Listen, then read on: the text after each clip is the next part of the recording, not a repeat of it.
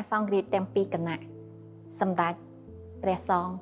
ព្រះថេរានុថេរៈគ្រប់ព្រះអង្គជាទីគោរពសក្ការៈសម្ដេចទ្រង់ឯកឧត្តមលោកជំទាវលោកស្រីបងប្អូនជនរួមជាតិជាពិសេសស្ត្រីកម្ពុជាជាទីស្រឡាញ់ថ្ងៃនេះក្នុងឱកាសអបអរសាទរខួបលើកទី115ទិវាអន្តរជាតិនារី8មិនិនាឆ្នាំ2026ក្រោមប្រធានបទសន្តិភាពនិងសន្តិសុខសម្រាប់ស្ត្រីនិងគ្រួសារខ្ញុំព្រះករុណានាងខ្ញុំមានសេចក្តីសោមនស្សរីករាយយ៉ាងក្រៃលែងដោយសូមគោរពអបអរសាទរជាមួយនឹងក្តីស្រឡាញ់ដ៏ជ្រាលជ្រៅនិងសូមរំលឹកពីសមិទ្ធផលជាច្រើនដ៏គួរឲ្យកោតសរសើរដែលស្ត្រីនៅទូទាំងពិភពលោកនិងស្ត្រីកម្ពុជាយើងបានខិតខំសម្រេចបានកន្លងមកប្រធានបទឆ្នាំនេះរំលឹកឲ្យយើងយល់ថាសន្តិភាពមិនមែនមានន័យត្រឹមតែគ្មានសង្គ្រាមឬគ្មានស្នូរគ្រាប់កាំភ្លើងប៉ុណ្ណោះទេសន្តិភាពគឺជាសុវត្ថិភាពក្នុងជីវិតប្រចាំថ្ងៃសន្តិភាពគឺជាការរស់នៅដោយគ្មានការភ័យខ្លាចសន្តិភាពគឺជាសិទ្ធិសេចក្តីថ្លៃថ្នូរនិងឱកាសស្មើភាពសម្រាប់ស្ត្រីនិងកូនគ្រប់រូបសម្រាប់ស្ត្រីសន្តិភាពគឺជាសុវត្ថិភាពរបស់ម្ដាយដែលអាចអោបកូនដោយស្នាមញញឹមនិងគ្មានការភ័យខ្លាចសន្តិភាពគឺជាភាពជឿជាក់របស់ក្មេងស្រីក្នុងការអភិវឌ្ឍខ្លួនឯងនិងការចូលរួមចំណែករបស់ស្ត្រីដោយគ្មានការរើសអើងហើយទទួលបាននូវកិត្តិយសនិងក្តីសង្ឃឹមសម្រាប់គ្រួសារសន្តិសុខសំដៅដល់ស្ថិរភាពនិងការទទួលបាននៅការគ្រប់គ្រងការលើកទឹកចិត្តនិងបរិយាកាសប្រកបដោយសុខដុមរមនាដែលកូនអាចរីកលូតលាស់ជាពលរដ្ឋល្អ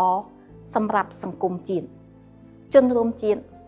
និងបងប្អូនស្ត្រីកម្ពុជាជាទីស្រឡាញ់ស្ត្រីមិនមែនត្រឹមតែជាអ្នកទទួលផលពីសន្តិភាពតែប៉ុណ្ណោះទេប៉ុន្តែស្ត្រីគឺជាកម្លាំងស្នូលក្នុងការចូលរួមកសាងនិងការពារសន្តិភាពផងដែរស្ត្រីកម្ពុជាបានចូលរួមយ៉ាងសកម្មក្នុងការអភិវឌ្ឍសេដ្ឋកិច្ចទាំងក្នុងវិស័យសាធារណៈនិងឯកជនទាំងក្នុងសហគមន៍និងក្នុងគ្រួសារជាមួយគ្នានេះនាងខ្ញុំក៏សូមនឹកចាំដោយក្តីគោរពដល់ម្ដាយនិងភរិយារបស់កងកម្លាំងប្រដាប់អាវុធអាជ្ញាធរមូលដ្ឋាននិងក្រុមគ្រូពេទ្យទាំងអស់ដែលបានធ្វើជាជញ្ជាំងដ៏រឹងមាំពីខាងក្រោយដោយលាក់ទឹកភ្នែកលះបង់ក្តីសុខផ្ទាល់ខ្លួនថែរក្សាកូននិងគ្រួសារទាំងមូលដើម្បីភាពកក់ក្ដៅនិងឱកាស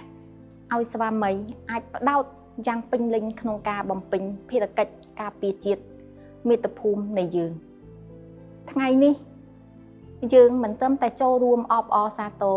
ចំពោះស្ត្រីខ្មែរគ្រប់រូបប៉ុណ្ណោះទេប៉ុន្តែយើងក៏បដិញ្ញាចិត្តបន្តលើកកម្ពស់សិទ្ធិនារីបន្តការពារនារីពីអំពើហិង្សាផ្សេង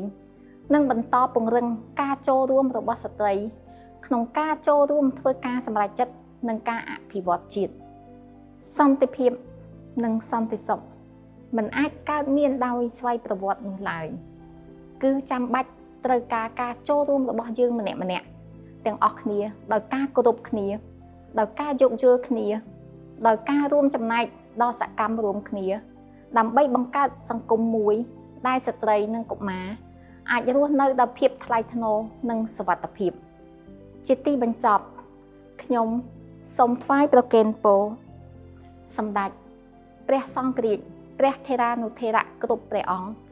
និងសូមជូនពរបងប្អូនស្ត្រីនិងកុមារីកម្ពុជាគ្រប់រូបព្រមទាំងជនរួមជាតិទាំងមូលសូមមានសុខភាពល្អទទួលបានសេចក្តីសុខសុភមង្គលក្នុងក្រុមគ្រួសារជានិច្ចនិរន្តររៀងទៅសន្តិភាពចាប់ផ្ដើមពីយើងម្នាក់សន្តិភាពគឺដើម្បីយើងទាំងអស់គ្នា